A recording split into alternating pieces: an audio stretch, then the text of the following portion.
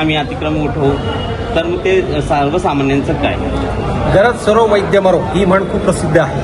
निवडणुका झाल्या तर 5 वर्ष निवडणुका नाहीत आणि निवडणुका नाहीत म्हणून आता कोणाची गरज नाही. जेव्हापर्यंत आपल्याला मतदान आवश्यक होतं त्यावेळेस प्रत्येकाला कुठलंच अतिक्रमण मोहीम कुठल्याही प्रकारे राबवली गेली नाही. आत्ताच ती काय येते, कारण आता गरज संपली आहे. निवडणुका झाल्या आहे, लोकांचं काम आता 5 वर्ष नाही आहे म्हणून अन्यायाचं काम करा आणि एखाद्या मोठ्या लोकांना खुश करण्याकरता म्हणून छोट्या लोकांना त्रास द्या. याच्या पलीकडे काय आहे?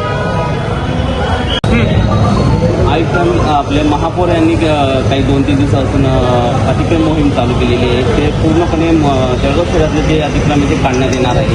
तर त्या हॉकर्सांचं काय रोल आहे? त्यांनाही कुठे जागा देण्यात आलेले आहे असे आश्वासन दिले गेलेले आहे. मला कळत नाहीये आणि जळगावची जनता सुद्धा विचार करते की महानगरपालिकेमध्ये आपण नगरसेवक आणि महापौर उपमहापौर हे का निवडून दिलेले आहेत? तर जळगाव शहरातील महत्त्वाच्या ज्या समस्या आहेत त्या सोडवण्यासाठी. पण जळगावचे महापौर आणि उपमहापौर जे काही पदाधिकारी असतील ते फक्त अतिक्रमण या विषया मागे लागलेले आहेत. आणि अतिक्रमण बी जळगाव शहरातल्या मोठ्या मोठ्या जागा आहेत, म्हणजे नेमका मोठ्या जागा म्हणजे अतिक्रमण काढायचं आणि नेमकं करायचं काय? जळगाव शहरामध्ये अतिक्रमण हा एकच मोठा प्रश्न उपस्थित आहे का? बाकी जळगाव शहराला जनतेला दुसऱ्या काही समस्या नाही आहेत का, असं तर महापौर आणि उपमहापौर यांना वाटत असेल. काय सांगणार महानगरपालिकेने निवेदन दिलं, काय विषय?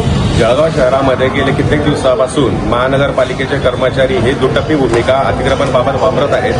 ते जे काही लोक त्यांना हप्ते देतात, चिरबीर देतात, त्या लोकांच्या गाड्या त्या ठिकाणी लावतात. परप्रांतीय जळगाव शहरामध्ये हायवेवर पूर्ण परप्रांतीयांच्या गाड्या आहेत, त्यांचे धंदे आहेत, व्यवसाय आहेत. पण ज्या ठिकाणी मराठी मुलांनी कुणी गाडी लावली तर त्या ठिकाणी महानगरपालिकेच्या अतिक्रमणाचे ट्रॅक्टर घेऊन एक 10-20 लोक घेऊन त्यांच्या दादागिरी करून त्यांचा असलेला सर्व सामान, त्यांचा खाद्यपदार्थ हे उचलून फेकून देतात. त्याच्या विरोधामध्ये मनसेने आज महानगरपालिकेला निवेदन दिलेलं आहे. महानगरपालिका आयुक्तांनी काय? आयुक्तांनी जळगाव शहरामध्ये असलेले सर्व अतिक्रमण काढण्याचे आदेश दिलेले आहेत.